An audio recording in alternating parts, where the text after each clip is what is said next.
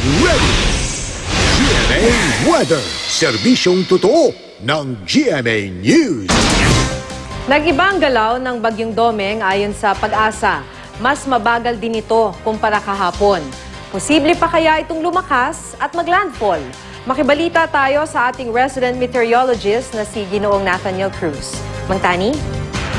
Salamat, Maki. Napakabagal nga ng pagkilos ng Tropical Depression Domeng sa ngayon. Huling namata ng Pag-asa ang sentro ng bagyo sa layong 550 kilometers dyan sa may silangan ng Davao City. At taglay nito ang lakas ng hangin aabot sa 55 kilometers per hour near the center. At kumikilos ito pahilagang kanluran, 5 kilometers per hour.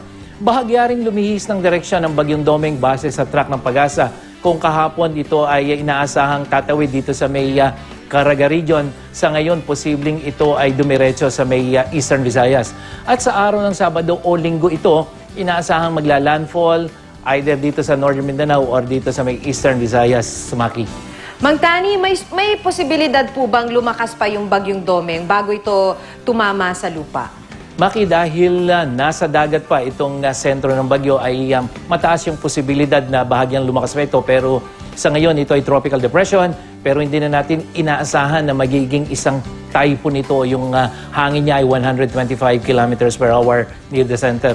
Posibleng ito ay magiging isang tropical storm, 65 to 85 kilometers per hour.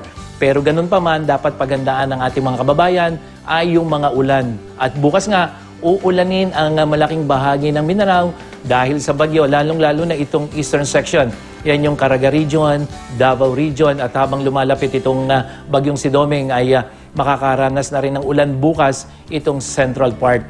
Kaya dapat I am ready rin po ang mga taga-Bisaya sa pagulan, lalong-lalo na itong nasa silangang bahagi, itong Samar Leyte provinces at yung gitnang bahagi, mga probinsya ng Cebu at Bohol. May mainang ulan namang maranasan sa malaking bahagi ng Luzon, lalong-lalo na pagdating ng hapon at gabi dito sa may northern at central section. Kabilang na ang Metro Manila na kung saan bukas ng hapon, mas mataas yung tsansa ng pagulan, 80%, bahagyang bababayan sa gabi, 50%. Mang Tani, bakit nga po pala may ulan ngayon dito sa Metro Manila? Kanina po, di ba, bigla na lang bumuhos yung ulan eh.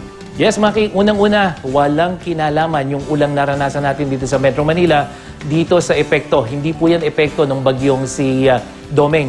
Yung mga pag-ulan dito sa ibang bahagi, hindi lang dito sa Metro Manila, may mga pag-ulan din sa Central Zone. Ito ay dulot ng mainit na temperatura at yung hangin na nanggagaling dito sa silangan. At sa katunayan, Maki, mas malalakas yung ulang naitala dito sa ibang bahagi ng Mindanao tulad dyan sa Bukidnon, Misamis Oriental, hanggang dyan sa may probinsya ng Zamboanga. At yan ang latest mula sa GMA Weather. Ako po si Nathaniel Cruz. Para sa iba pang weather update, bisitahin ang www.imready.ph o hanapin ang I Am Ready PH sa Facebook, Twitter at Instagram. Magplano para sigurado, I am ready. Serbisyong totoo ng GMA News.